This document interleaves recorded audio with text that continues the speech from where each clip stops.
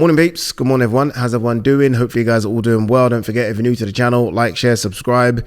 You know we always have these conversations, or I do anyway, about who's going to be the next British boxing superstar, who's going to move the needle, put bums on seats, potentially do pay-per-views. Because you look at the people that do that now, and in the next 12, 18, 24 months, they're all gone. They're all gone. And I was thinking about this the other day, like who is going to be the next flag bearer? Because, I mean, AJ will be gone in 24 months. I have no doubt about it. Same with Fury. Same with Dillian White. Chisora probably gone already. Katie Taylor. Who else does good numbers? Josh Warrington, Lee Wood. These will all be gone in the next 18 to 24 months. Some even sooner. And, like, who is going to be the next superstar to kind of carry the baton, if you like? And I was having a conversation with someone about this, about who is going to be that person. And I think if you were to have asked me 12 to 18 months ago, I would have 100% said Conor Benn. And it would have been an obvious answer as well. Oh, Conor Benn's going to do it. But obviously Conor Benn's hit a big stumbling block. And we wait to see how he's going to recover from that, to see how the British public are going to get behind him, whether or not they are going to get behind him. So you kind of look, and I mean, look, there could be someone that comes from the Paris Olympics. There could be someone that just surprises us. I don't know who that person could be, but there could be that. The obvious three, or maybe the obvious two, and then maybe this person might make it a third. The obvious one is Ben Whittaker. I think he has superstar written all over him, and he almost seems to be someone that you will tune in to see lose if you don't like him, or win if you do. I'm the latter. I like him a lot. But if you don't like him, you're going to tune in just to see him get chinned. So that's a good thing. You want to be in that, by the way. I think the other one is Moses Satuma, just because the heavyweights. I mentioned Fury, AJ, White, Chisora. We love a heavyweight over here. And he seems to have that personality that I think will draw you in as well. I can't wait to see how Frank Warren progresses him in the next 12 to 18 months. Another one that someone mentioned to me, and there is something about him, and that's Vidal Riley. I didn't really speak about his win on the video I did the other day. He beat Mikhail Lawal, and that's a good step up. Beat him convincingly as well. And we wait to see how he maneuvers around Isaac Chamberlain and Chev Clarke. But if he were to beat those guys, and that's not going to be easy work, he's got a bit of a following already because of the links with KSI earlier. There's something about him. There's something about Vidal Riley where he almost just has supreme confidence. Supreme. It's like he walks in quite arrogant that he's just going to win. And so far, so good. So I don't know. I don't know who else is obvious. Look, there are some good names out there and some people that have big followings, but I don't know who else is going to be able to move that needle. There are a couple of good kids. McGrail, obviously we wait to see if he can get his get back in that defeat. He's obviously someone that they look up and think could be a superstar in sort of that Liverpool area. Yeah. We'll see. But I think the obvious one is Ben Whittaker. It'll be interesting to see what you guys think about, again, who's going to be that superstar in British boxing in the next 12 to 18 months. Because like I said, a lot of the people that we are used to seeing do big numbers in stadiums and arenas are very, very close to being done. Very close to being done. Let's quickly touch on the boxing on the weekend. Richardson Hitchens. I did say this, didn't I? I did say this. I wasn't supremely confident about him in the 140 division. And the reason I wasn't because of what he did on Saturday. We'll talk about the 117, 111, by the way, which, I mean, what can you say about that apart from corruption? It wasn't because of that. It was because of his fight against Zepeda and how Dalton Smith just ran through Zepeda. And I was like, geez, okay. Hitchens went 10. I think 10 or 12 with Zepeda, and we all saw what Dalton Smith did to him. So I was like, okay, is Hitchens that good then? He talks a lot, and sometimes the way these Americans and, you know, how blasé they are and the way they're talking, it can convince you that they are better than they are. But look, Gustavo Lamos is hard work. I think we saw that, but I thought Hitchens might have been a bit special. I don't want to change my opinion of him because of one performance, but now I kind of just wait to see. I've always said that the 140-pound division right now is the best and most deepest division in boxing. We'll wait to see what he does, but it wasn't the greatest performance. But look, a lot of these guys have had kind of dud performances recently, so we can't just throw them out like, oh, they're shit. But yeah, I was surprised by his performance. And the 117-111 is just a joke. Honestly, it's such a bad scorecard. It can only be one thing. It can only be one thing. I've spoken about scorecards like this for so many times, so many years. I'm not going to get into it again. You guys know the way I think. When I see a scorecard that bad, I just can't think of it. It can't be incompetence. It can't just be a case of, I saw something different. No, everyone gave Gustavo more rounds apart from that judge that gave it 117-111, and he needs to explain where he got that scorecard from. Pacheco pushed as well. So Eddie might be a bit concerned here because Eddie talks about both of these guys quite a lot, especially Pacheco. Pacheco, I think most people think is knocking on the door as a top 10 super middleweight, and that performance, don't know, surprised me a little bit. I still think he's got the beating of someone like Edgar Berlanga, but again, they might need to pump the brakes a little bit, or maybe just give credit to his opponent who pushed him all the way. Sky Nicholson made it easy work, by the way.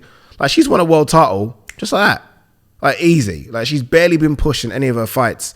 Obviously, look, she wants the Amanda Serrano fight. She's not going to get the Amanda Serrano fight, so she might not. Obviously, look, she's a world champion and she'll think of herself as a world champion, but until she beats someone of note, and I think she's definitely capable of that, she will probably, I don't know. You know, there's winning a world title, and then there's winning a world title. Hopefully, I'm not coming across as a bit of a duh by saying that, but there is, isn't there?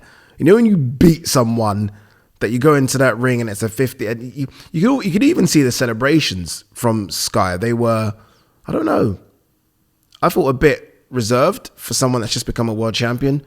So I think once she gets in there with a bigger name where, it's a 50-50 threat and she wins that one, and then I think you'll see her sort of celebrate a bit more, because that was far too easy. And the Sky's got the frame as well, by the way, where she can go up and weight as well. So she'll chase the big name, and I think she'll get the big name. Chantel Cameron condemns Katie Taylor for not taking trilogy fight.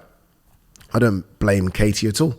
I mean, look, hopefully Chantel made good money in both of those fights. But, I mean, if you're Katie, and I said this, and I've been saying this, and in front of you, there's Chantel Cameron trilogy, or there's the potential, and let's get to it now, of Amanda Serrano rematch.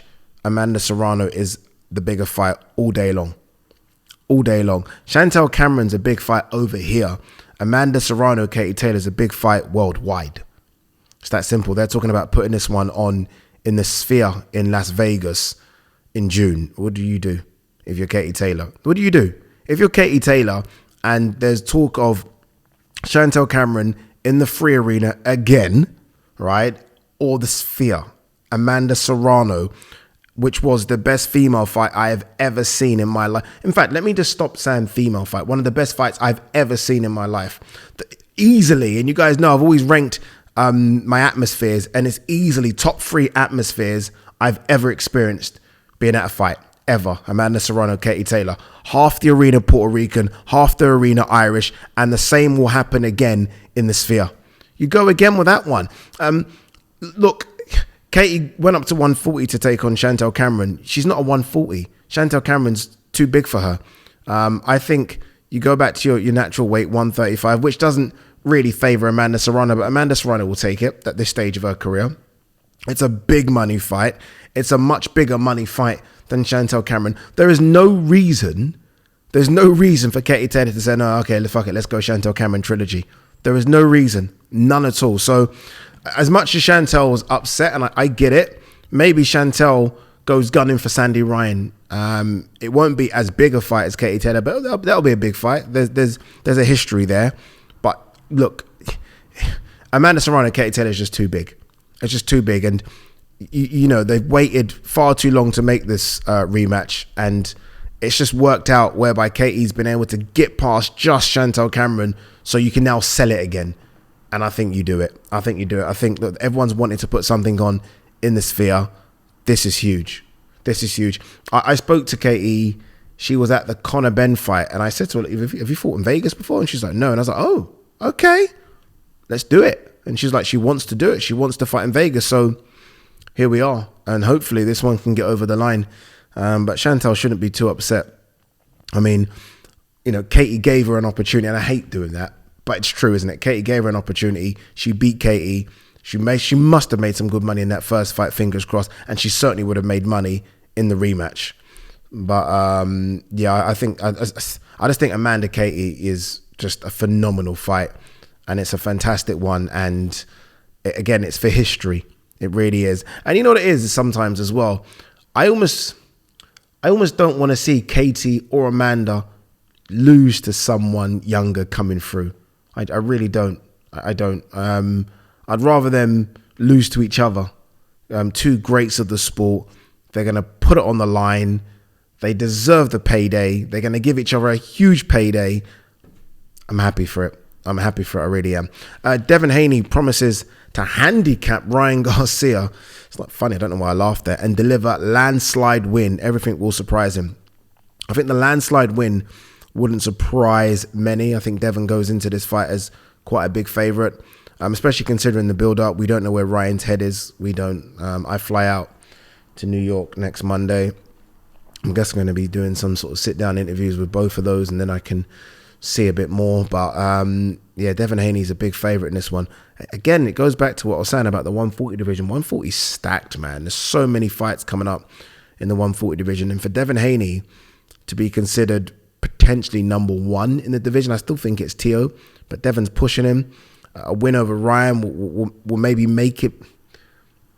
Will it jump him to number one? No, I still have Tio as number one.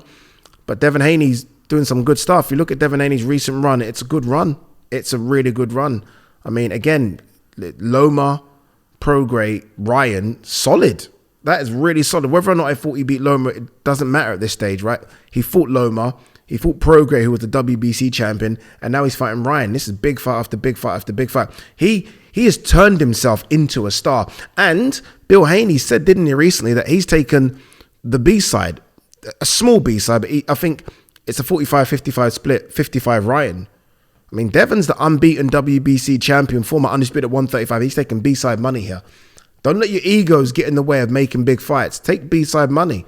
And he's taking it. Again, it's not fucking like it's 70-30, but it's still B-side money. So, looking forward to that. Looking forward to getting out there. Hopefully, Ryan is okay up there.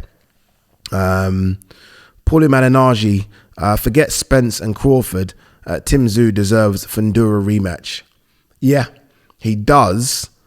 But if you are Fundura and your team put forward Crawford or Spence, you are picking Crawford or Spence. It's that simple. I mean, if you're Fundura, you want to be in the biggest fight, and Crawford or Spence is the big fights, isn't it? It really is. What I find quite interesting about Crawford or Spence versus Fundura is why ain't Crawford and Spence just fighting at 154? Like, a lot of the talk after the fight was the weight was too much of a cut for Errol Spence, and we'll see the difference at 154 pounds. If they're both going to 154, why not just do it again at 154? Why not just do it at 154? Just to appease the Spence fans who have used that as some sort of excuse as to why Terence Crawford won. Do it at 154 and let Tim Tszyu fight Fundura. In fact, if you are PBC, I mean, you want to put on a big pay-per-view card, that's it right there, isn't it? Spence versus Crawford main event, co-main event, Tim Tszyu versus Fundura. Million pay-per-view buys right there. Okay, maybe not 1 million, but at least 500,000 to 750. Easy, right? Easy. So, we'll see what happens with that. All right, anything else to discuss?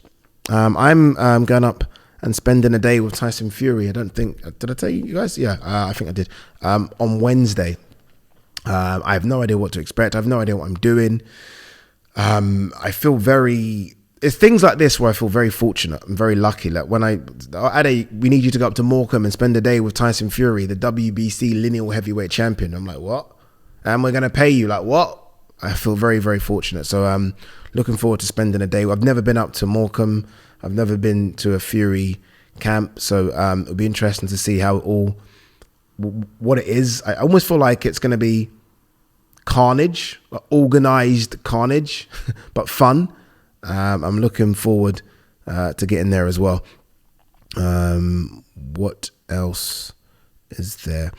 Press conference for 5 versus 5, and the announcement is Monday. And obviously it's going to be the announcement, not the announcement, the press conference for Bivol versus Beterbiev. But I'm guessing all the 5 versus 5 guys are going to be there. And it's going to be one big show, as it always is.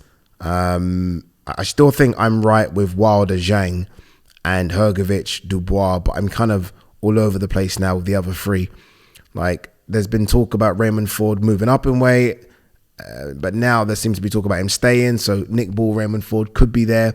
There might be a surprise. There might be a surprise as well. Imagine somehow we are getting Yard on there versus Callum Smith. I don't think we are, because I think Paul Smith shut it down, but who knows, right? Who knows? We'll see. We'll end on this one. Alexander Usyk expects a different Tyson Fury on May 18th. Yeah, I expect Fury to be ridiculously good May 18th. I don't know if ridiculously good is going to be enough to beat a ridiculously good Alexander Usyk, but I expect him to be really good. I do. I think the noise about him being scared and all of a sudden Usyk being the favourite, I think just gives you that extra 5%. It does. So we'll see if that makes a difference May 18th. I can't wait. I really cannot wait for it. And the undercard as well. I think there's some really good fights on the undercard. Obviously, Opetaya versus Marius Bradis is a sensational fight. Remember, Bradis did push him. Broke Opetaya's jaw in their fight. He did push him. So be interesting to see what Bradis can do in that fight. Joe Cordina versus Kakachi. What a good fight that is as well. So some good stuff as usual. There's another one, isn't it? I feel like there's a big one that I'm missing. Let's quickly see if I can get it up. I feel like there's a fight that I'm forgetting that's on there. What we got here? All right, so okay, Kovalev's on it as well. Isaac Lowe, Mark Chamberlain, happy for him. He's back very quickly.